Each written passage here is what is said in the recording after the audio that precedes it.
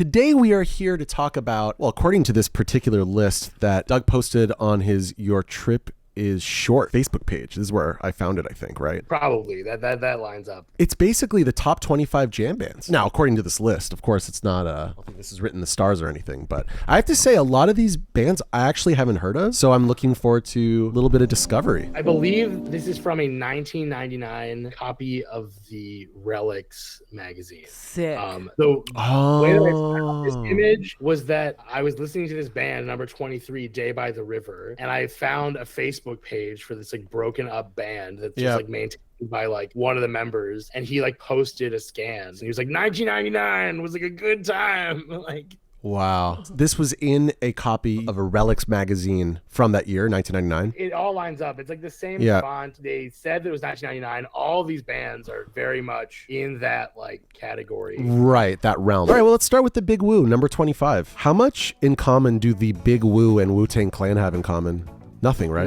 Nothing. Zero. Nothing. The Big Woo at this point among my friends is like a meme. Yeah, this is really corny. His voice is too Caucasian for me.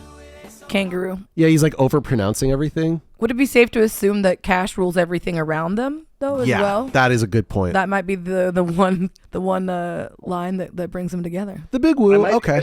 The story, but like my friend Joel, Joel can send a correction of this, but he went to University of Illinois and woke up like from a bender with like a Big Woo shirt unknown. He just had like a Big Woo shirt. It was like a Big Woo lot shirt. Wow. That's hilarious. They're that kind of band. This is like a Midwestern band that very much like played at college campuses. Kind of. Yeah, America Heartland kind of stuff. All right, I get the idea. Jiggle the Handle. Never heard of this one. I like the name though. Okay. Jiggle the handle, buddy. This is cool. Yeah. Oh, the drummer's rack tom is tuned like a timbali. I like that. It's tuned really high. Ooh. This song sounds like my childhood. Okay, I found a Finally Cut too, and like this band's a lot different than I thought it was going to be. I thought it was going to be more in the funk category. This is way more in like the campfire kind of Dave-ish category. Right. Jewish summer camp category, if you will. Which is like a major, myself included, indoctrination point for this sort of music. It took me a while, but I found our number 23 band, Day by the River. Day by the River seems like a good time. I can already tell they're tight. I can already tell. Totally. Like they have a little bit more of a prog edge. They're like campfire Dave step, and maybe they also are a southern band and they have more of like a widespread kind of twang-ish. Right. Overall, I think a better band than Jiggle the Handle, but we're still in bad band territory. Right. For sure. You know, it's too bad Humphrey McGee's wasn't on this list. They were probably very early in their time as a band. Yeah, exactly. They hadn't really peaked yet. But just on a technical level. Magazine caliber yet. Yeah. Right. Yeah, I mean, I don't really listen to them, but I've seen them live before, and, you know, they're basically perfect. Just on a technical level. On a technical level. Yeah. Mm-hmm. There's Schlango? Schligo is what I would say. Schligo? I think you're right. I liked it when it rhymes with fuego. Yeah, Schligo. And this is another band that I definitely have to pull up. But it's a band that has existed as recently as 2021. Okay. Wow. Oh, what about... They're doing some interesting things. Here's another band that's not on this list. Actually, let me name a couple bands. Okay. STS9, Sound Tribe's Sector 9. And the other one would be Lotus? Is that right? Those are definitely way newer school. Way newer school, yeah. We were talking about at the beginning as like Bonnaroo, as the original Bonnaroo festivals, as these like, or like one of the first like huge big commercial moments for jam bands as like a right, like the whole thing outside of like, I'm going to see the Grateful Dead at Madison Square Garden. I'm going to see Phish at Madison Square Garden. It's like, no, I'm going to go see all these bands. There's now like 70, 80 bands. Right. This is happening during the first Phish hiatus. Hiatus, the first Bonnaroo happens, and it's like a huge moment for the scene, and like a huge time where like lots of young people are still into it. Those people that were young then still make up a large component of people that see these shows now. Yeah, definitely. Phish on hiatus kind of creates the vacuum, right? So like that space totally for the youngins to spread out. Yeah, Trey played there alone, like as like a solo act, but like, and a headliner, but it was like very much like, okay, Phish isn't here. Like now we need to put together our own summer festival. All the Disco Biscuits. 21. The Slip. Do not know this band. The Slip is a little bit weirder. The Slip has a lot more instrumental stuff, maybe a little bit more post-rocky. They're a cool band. They're definitely not like, again, a straight lot up of jam band. I'm not listening to. Yeah. But a lot of the bands that you've been cruising through here are like total college fraternity schlock. Yeah. I have to say, just off the jump, I don't really like this band. I like them a lot less than Schligo is my favorite so far. I feel like the Slip is more buttony. More your shit? Yeah. I mean, I wouldn't say any of this is necessarily my shit. At so all, to yeah. speak. But it is like nostalgic in a way. Like it's not my stuff, but I do feel a connection to it. Right. If you give me the right amount of mushrooms, it is my shit though. Probably because it's like American sounding, and because I'm Canadian, I just don't care. Yeah, it sounds very about American sounding stuff. The Slip kind of sounds like a jammier version of Yellow Days, which is like a newer artist. Oh, okay. I'm not familiar with that. Yeah, but I could get behind it for sure. We got Calobo. No clue who that is. Calobo. Calobo. This is like some jam grass, which like, we're seeing a list in other places too with like there's gonna be a mandolin for sure. Or... What was that? Sorry. I was like, so there's gonna be a mandolin? Yes, no. I pulled up here no, I don't see a mandolin here. Okay. I see like 3 guitars. Okay. Any scratchboard action? But, like I'm guessing these people the are playing multiple instruments. Like yeah, there's a lot of guitars. I can't claim to be a Calobo expert. Calobo. Yeah. Calobo. But a big part of jam bands at this point in time is like this jam grass, bluegrassy. I would say kind of other people might disagree with me, but like not as technical bluegrass as like good old 1950s, 60s bluegrass. Yeah. Where the finger picking techniques are insane kind of thing. Yeah.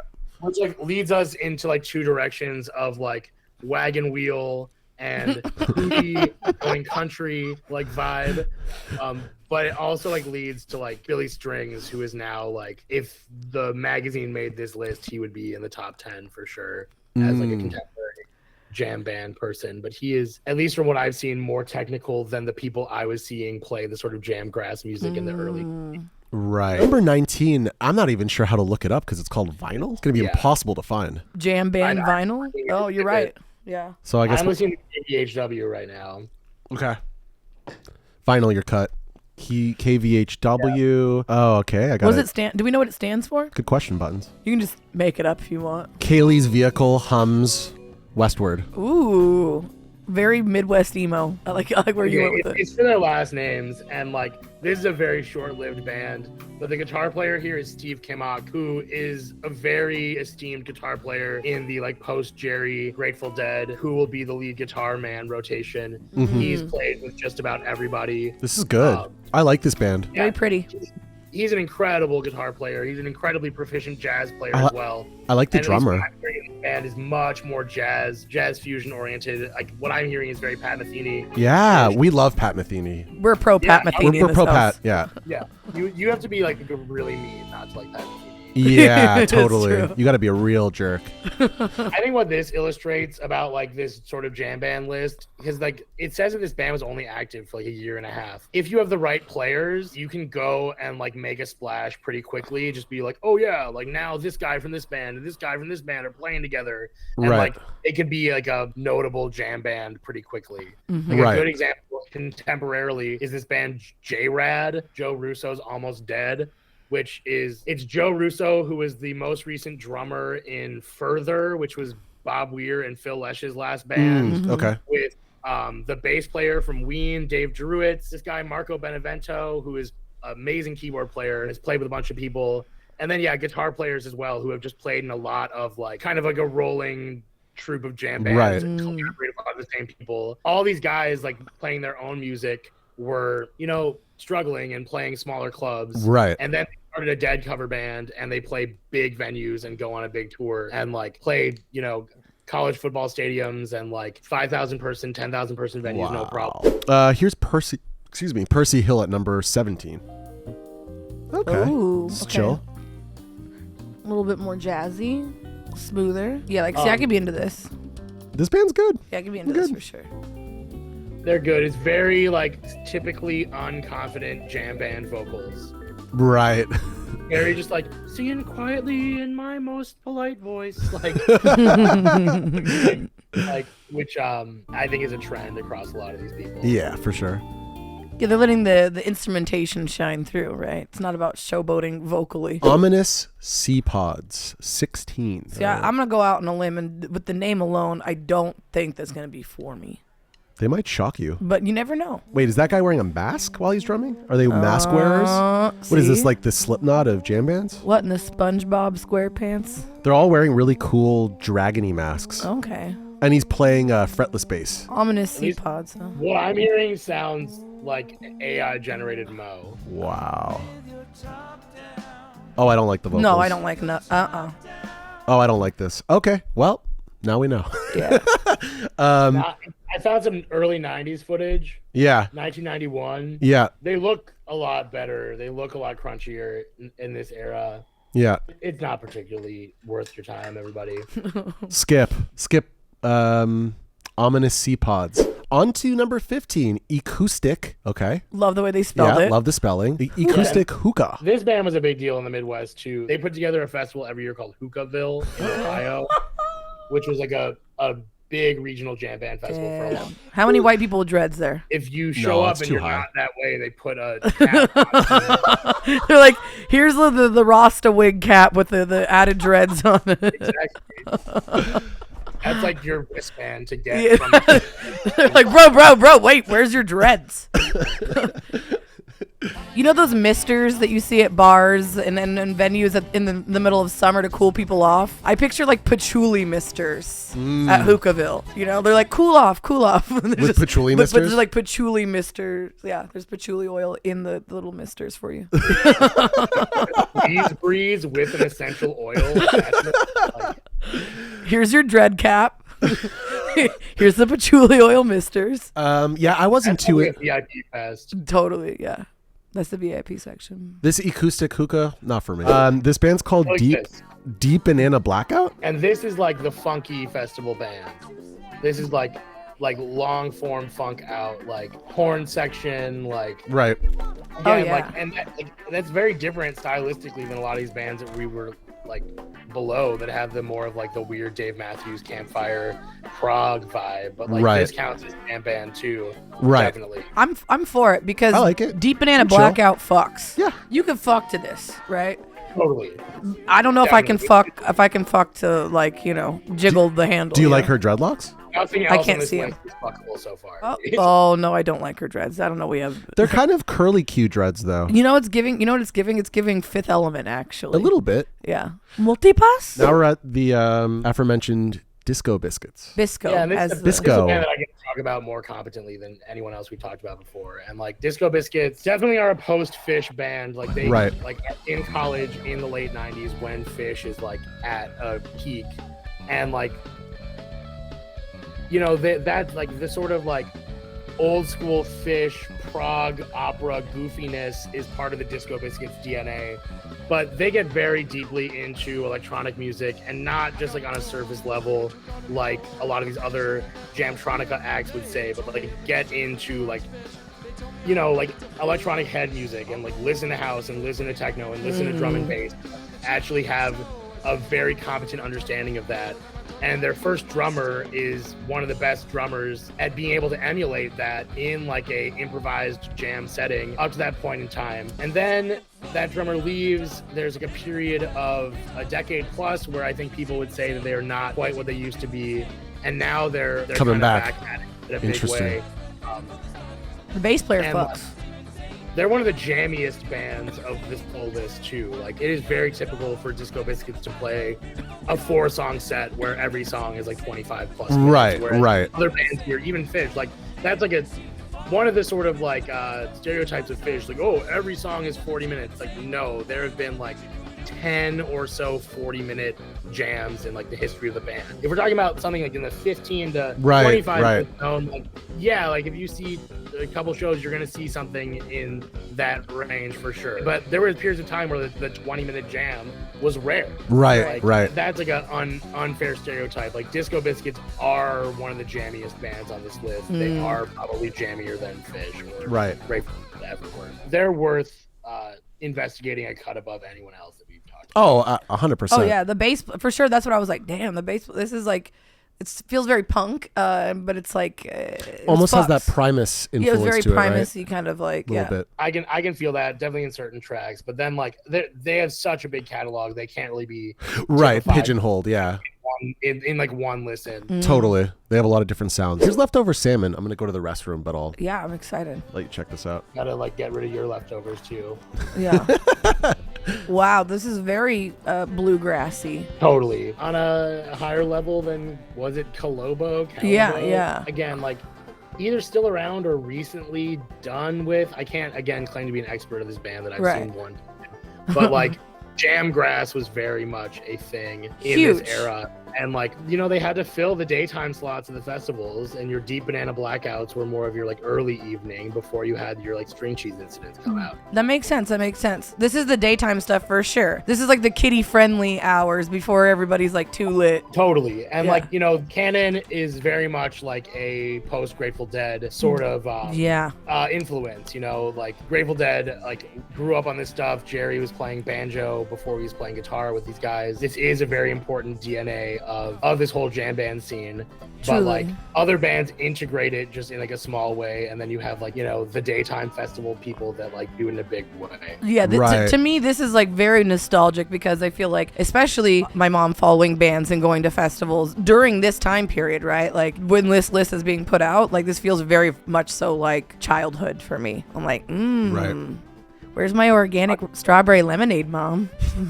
He's so cute. It looks like, oh, okay, Government Mule. I do know this band. Yeah, and also still around, Government Mule is led by Warren Haynes, who came to prominence as like the guitar player in the Allman Brothers, is playing in Government Mule and the Allman Brothers okay. simultaneously. Oh, okay.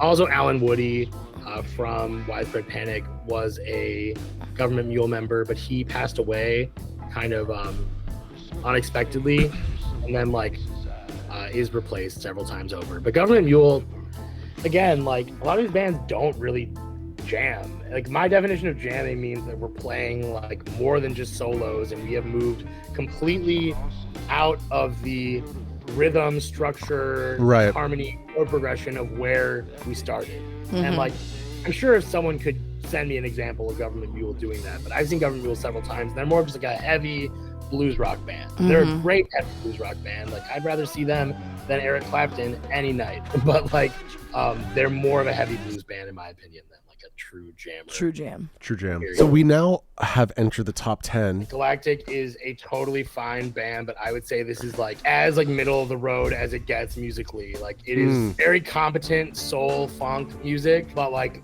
in my opinion, not much more than that. Right. Though like I think that people that at Boston music schools, especially like freshmen and sophomores, would be like, oh my god, like they're so tight. Like listen to these arrangements. Like it's perfectly competent. It is Right. good. Right. But like it is not exciting to me as like a person who is as equally into like some jam bands as like noise music and experimental music and like truly Right. adventurous stuff. Like this is not adventurous. This is fine. All right, number 9, Bela Fleck and the Flecktones. Of course, they have one of the most famous bassists in the scene, Victor Wooten, and his brother Future Man on drums. I love this band. This This is a classic. Sinister very Minister. weird band. Like, Yeah. Okay, our lineup is banjo as the lead instrument. Yeah. Oh. With slap bass, originally a guy that plays harmonicas and clarinets, and later is replaced with a guy that plays clarinets, and he can play 2 woodwind instruments at once, and often is playing 2 woodwind instruments at once. And then Future Man, the drummer, Yeah. has invented his own trigger. I forget what it's called right now. It's like the drum synth axe guitar. Yeah. But it looks like pirate driftwood, and he dresses like a pirate, and he plays drums through this MIDI trigger of his own. He of his own doesn't invention. play kit. Do you see how they're all at the front of the stage? No, I can't. Oh, And right. he's Let me just- move it. He's like just Move like it over here. it's just like you going see like the this, shit? like great drums. It's incredible.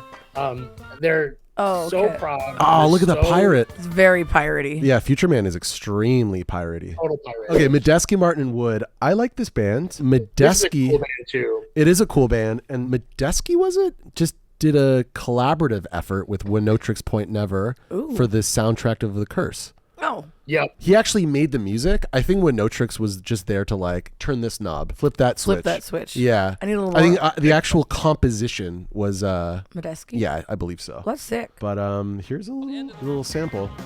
Yeah, they're instrumental. They're a trio. They're hard. It's like hard jazz fusion, often funky, but often atonal too. I mean, they roll deep with like the John Zorn posse, which I don't think anyone else on this list.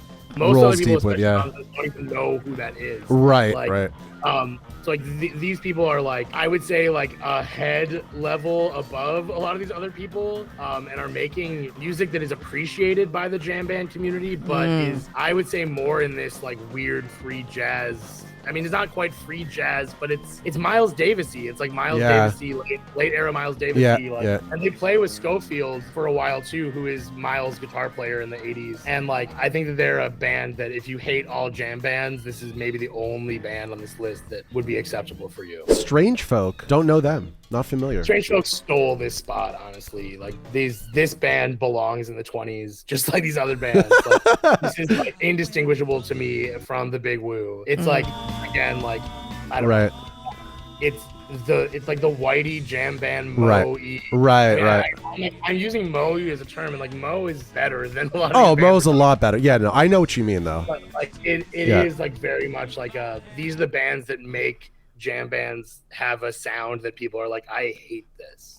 Right. Allman Brothers, obviously they deserve to be on this list. Yeah, I mean, and like the Allman Brothers went through a pretty rough time. Right. Like we can go back to the 70s and be like, okay, Dwayne Allman dies, Barry Oakley dies, but they keep going because they're a family band. Dickie Betts takes over more and more, but he's like a total addict. Right. And then at this point in the 90s, it's just Greg Allman and Butch Trucks, the drummer, and Jimo, the percussion player, that are original members. But you have Warren Haynes and Derek Trucks and Oteil Burbridge, all of which are still like very heavy hitting members of the jam band community. Oteil is the bass player of Dead and Company. Derek Trucks plays with his wife, the Tedeschi Trucks band. They're very successful right now. So the Allman Brothers kind of languished from like the late 70s through the 80s, and then from the late 90s through the early 2000s had a big resurgence. Like I remember that. Yeah. So, we can't talk about the band in detail because they have much longer history than most of these other bands. Yeah. Oh yeah, Mo, of course. And yeah, Mo too. I have not seen Mo in forever, but I've seen them a few times. Notably, remember seeing them at a Lollapalooza, and my sister bought me a bottle of wine, which I drank all of, and then felt sick and had to sit by the fence. And I believe that was happening while Mo was playing their song "Not Coming Down." Wow. Yeah, Mo also is still very active and very beloved. Despite a lot of like health problems with band members in recent years, like they've kept it going. Southern rock vibes, slap bass vibes, prog vibes. Yeah. More like rockin' than some of these other bands that might have more of like a folky edge. Right. I can see that. It took me when I was, I suppose I bought No Doy my 7th grade. I remember how hard it was to find that CD. Like I would go to like the mall or whatever. They're like, well, who's Mo? What are you talking about? We don't have that. I found it eventually though. We found it. I did find it. Took me a while. Where there's a will, there's a way. Did not have to mail order it. No. Top 3. Let's do this. The other ones. Do not know who that is. That's a Grateful Dead band. I'm not entirely sure of the lineup. I know that we have Bob, Phil, and Mickey at least. Bill was kind of in and out of these. This is the band you were talking about this band earlier in the show? Yeah, and like again, like this is just one of many bands that happens in like the wake of Jerry Garcia. Right. Like, the other ones form and they put on these further festivals, and then they're the other ones. I get you. Oh yeah, they're the other ones. They're like the leftovers. Right. But like the lineups continue to change. Right. The bandmates who are participating continues to change. The names continue to change. Right. How do you? The song remains the same. Right. I love that. Anything that Bobby Weir does is, when it comes to jam band stuff or any Dead related stuff, like if somebody offers me to go see Rat Dog, like I'm gonna pull up. Like I love Bobby Weir. It's very sentimental for me. I will get down with it. It's like the one jam band adjacent thing that I will like openly claim, and I'll be like, yeah, I fuck with Bobby Weir. My father has a Mickey Hart tribal drum album. Oh. Those are incredible. Yeah, I think it's called like Spirit of the Rhythm of the Spirit or something like that. Mm-hmm. Yeah, this is good. How do you? Yeah, the feel? other ones is literally just This is just a dead cover song right here. They're not even. It's not an original track. I think the other ones did put out a CD and did have some of their own material. There's a track I remember is called Banyan Tree, but for the most part, the other like post Grateful Dead bands dabble exclusively in like the Grateful Dead library and like classic rock sort of. Yeah. The other ones did have some original material that they played. All right.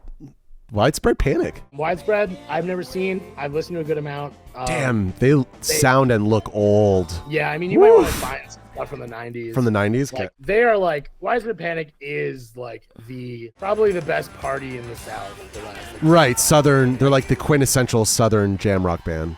100%. And like, you know, other jam band people will make fun of Widespread Panic. Fans just being like, Widespread Panic, what? Like a bottle of whiskey in one hand, nitrous balloon in the other, like falling down. Yeah. But they're a pretty shredding Southern rock band. Well, that leaves us with our the one and only Phish. Who I could have talked about the entire like length of our conversation. Yeah, please feel free to talk about them as much as you want, and then I guess you have to go. Yeah, I mean, like, this band means so much to me. This Right. band is incredible. Like, this band, if you're a fan of it, is as like world consuming as being like, and these are things that I don't necessarily like, but I like don't have any necessarily like good comparisons. But like the people that are Phish people are like the people that are obsessed with the Marvel universe. Yeah. Like are That's right. Disney people or like Nintendo people. I like Nintendo people. I like Nintendo But, people.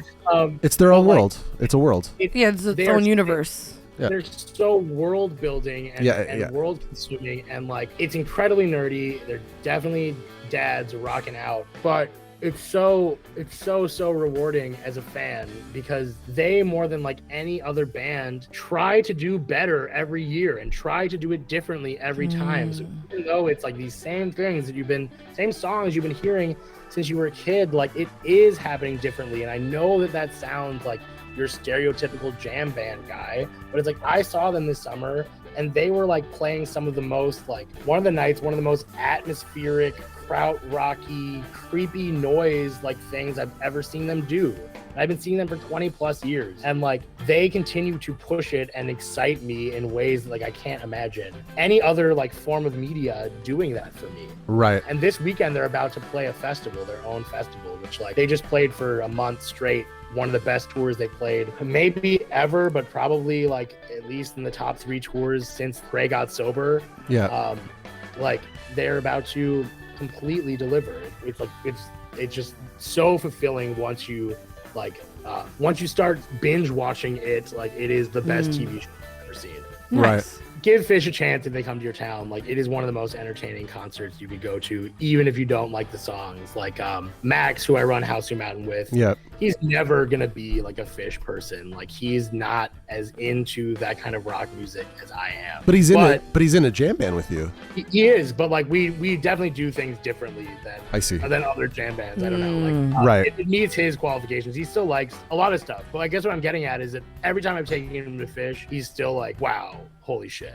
Like that was cool. Even if you're not gonna go and like be like, this is my band. Like, even if you don't like basketball, if you got to go see Michael Jordan play basketball, 100%. Like big ass. Like, Or Shaq or something. That's what it feels like to me as a deep fan. It's like Hell these yeah. guys that are the best team performing that have, had 40 more years than, or I guess 30 more years than like athletes would get to be able to play with each other. Right. Acting their craft and like doing it in just a more refined, better way every time is just, I don't know. Yeah, it's impressive. No, don't be sorry. We love your passion. We love it. We encourage you. We encourage your Phish passion. Yes. Thank you very much. Your PP, if you will. Yeah. Encourage my. Doug, thank you so much for joining us. It's been a pleasure. Yeah, great hang. Happy to come back when the proper subject arises. Just let me know. I would love that. Yeah, and excited about the new album coming out Friday. Oh, right. Yeah, Babysitter's Club. Babysitter's Club. Joel's Picks, Volume 2, Friday, August 18th, Love featuring 60 minutes of live audience recorded music. Hell yeah. What could be better than that, quite frankly? Quite frankly. Doug, thank you so much. Have a wonderful rest of your day, and we'll have you back on the High Epic Times within no time. Within no time. Perfect.